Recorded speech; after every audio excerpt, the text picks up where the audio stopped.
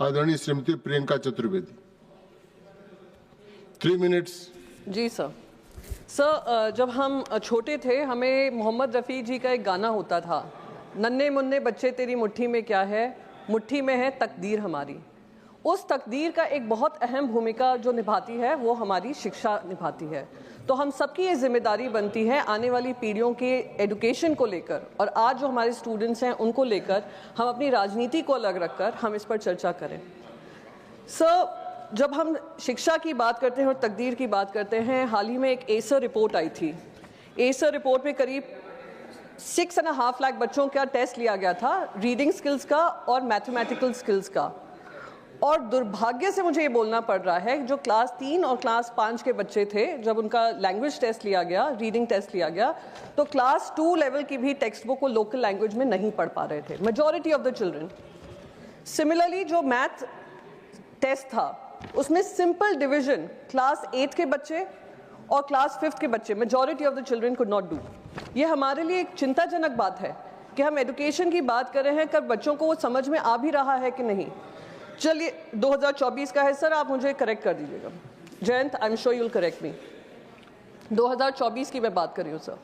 Sir, तीसरी चीज़ मैं बात बोलना चाहती हूँ, ये लोग आगे आकर पढ़ लिख भी लें, हायर एजुकेशन की तरफ भी जाएं। तो पिछले 10 साल में करीब 89 सेपरेट केसेस हुए हैं जहां पर पेपर लीक हुआ है, जिसकी वजह से 6.5 करोड़ बच्चे इस देश के युवा उससे प्रभावित हुए हैं। सब महाराष्ट्र में हाल ही में चुनाव हुआ, डबल इंजन सरकार बनी और महाराष्ट्र के इतिहास में पहली बार जो स्टेट बोर्ड पेपर्स हैं 10th और 12th के वो भी लीक हो गए। पहली बार हुआ है ये शर्मनाक बात है और इस पर चर्चा होनी चाहिए। सर, करीब आरबीआई की एक रिपोर्ट है जो बताती है 25 लाख ऐसे युवा हैं जो हायर एजुकेशन के लिए जाते हैं, उनको स्टूडेंट लोन की ज़रूरत पड़ती है, जिसमें से करीब 70% विदेश जाकर पढ़ना चाहते हैं। और वो भी एक चैलेंज है हमारे सामने, क्यों वो विदेश जाते हैं, क्यों हमारे देश में ही हम ऐसे इंस्टीट्यूशंस नहीं बना पा रहे हैं जहाँ पे ये पढ़ाई कर सकें। 70% जो हैं इसमें से जो विदेश जाते हैं, जो 25 लाख बच्चे हैं जो युवा हैं एजुकेशन लोन के लिए अप्लाई करते हैं, सिर्फ 7 लाख बच्चों को ये मिलता है। बाकियों को पर्सनल लोन लेना पड़ता है जिसका रेट ऑफ इंटरेस्ट 12 से 14% है, कहीं कहीं 14 से 18% है।